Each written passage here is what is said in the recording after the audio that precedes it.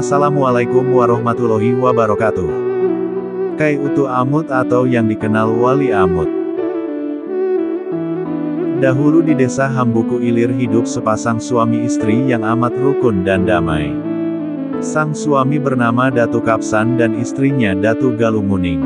Sebagaimana kebanyakan penduduk desa saat itu kebanyakan bekerja sebagai nelayan di sungai, atau danau yang ada di sekitar desa mereka. Sebagian lagi mata pencaharian penduduk adalah bertani dan berkebun.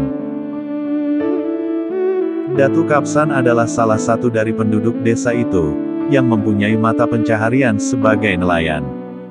Hasil dari tangkapan ikan yang ia dapatkan beliau bawa atau jual sendiri ke daerah lain. Terkadang ke negara, Amuntai, Kalua dan daerah lainnya. Adapun istri beliau Datu Galumuning tatkala sang suami pergi, membantu mencari ikan di sekitar rumah saja. Beberapa tahun kemudian dari hasil perkawinan mereka berdua, lahirlah 4 orang anak yang terdiri dari seorang perempuan dan 3 orang laki-laki. Anak pertama seorang perempuan bernama Jah, wafat tahun 1994, umur 100 tahun lebih. Anak kedua seorang laki-laki bernama Rahmat yang akhirnya dikenal dengan sebutan Utu Amut, beliau tidak beristri hingga akhir hayat. Anak ketiga bernama Andar, wafat pada waktu berumur 80 tahun. Anak keempat seorang lelaki bernama Kaira, wafat pada saat berumur 75 tahun. Rahmat yang dikenal dengan sebutan Utu Amut.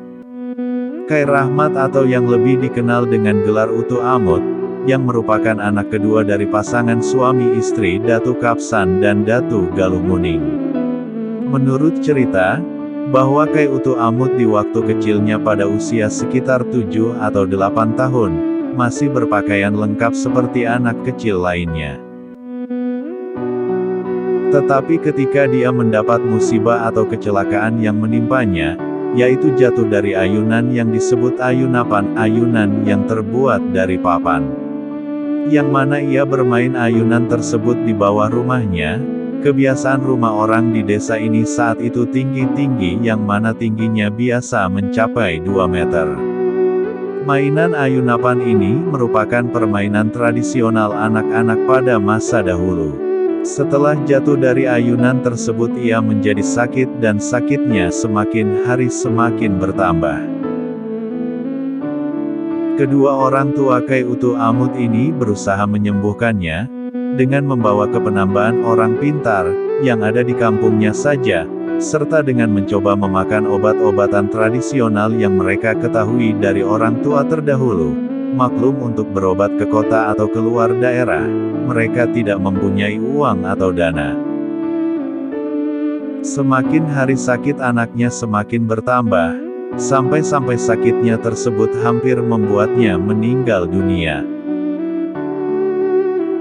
Demi melihat keadaan sakit anaknya yang demikian parah inilah, Datu Kapsan dan Datu Galumuning berdoa siang dan malam untuk kesembuhan anaknya. Karena mereka berkeyakinan bahwa hanya kepada Allah lah berserah diri, tidak ada yang dapat menyembuhkan penyakit selain Dia. Bagaimana parahnya suatu penyakit, kalau Allah belum menghendaki kematiannya, maka orang itu akan sembuh. Maka dengan kudrat dan iradat serta inayah dari Allah Ta'ala, akhirnya Utu Amut sembuh dari penyakit yang dideritanya. Tetapi setelah kesembuhannya terjadi perubahan pada dirinya. Sebelum sakitnya ia masih suka berpakaian tetapi setelah sembuh ia tidak mau lagi berpakaian.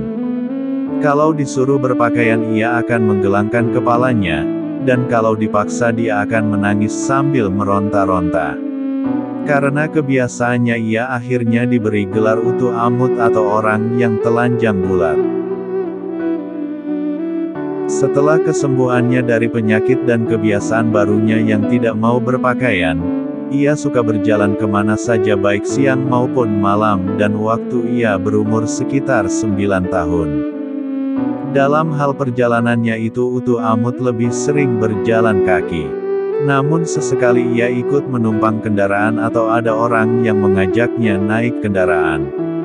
Menurut salah seorang cucunya yang masih hidup, Utu Amut saat mau berjalan tidak mau diberi bekal makanan atau minuman, dan tidak biasa diperkirakan kemana ia akan berjalan dan kapan ia akan kembali.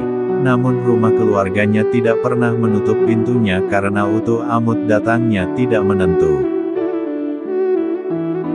Terkadang siang, sore, malam bahkan waktu subuh, dan tentang makanan-makanan selalu disiapkan di atas meja makan. Sebab walaupun disuruh makan terkadang ia tidak mau makan, dan terkadang di saat orang tidak ada yang makannya ia minta makan. Melihat keadaan yang demikian, Datuk Kapsan merasa prihatin melihat kondisi anaknya, yang kala itu masih terlalu muda untuk berjalan ke tempat yang terlalu jauh, dan kadang-kadang sampai berminggu-minggu bahkan berbulan-bulan baru kembali ke rumah. Datuk Kapsan berusaha sedapat mungkin untuk melarangnya, bahkan ia pernah melarangnya disertai dengan menyakiti atau memukulnya. Namun semua itu tidak dipedulikan Utu Amut. Hal ini dilakukan karena ia mempunyai kemauan yang keras dan kuat. Kebiasaan berjalan-jalan ini dilakukannya hingga tahun 1972. Asal mula terkenalnya Utu Amut atau Wali Amut. Lanjut part 2. Jangan lupa subscribe, like, komen, dan share. Wassalamualaikum warahmatullahi wabarakatuh.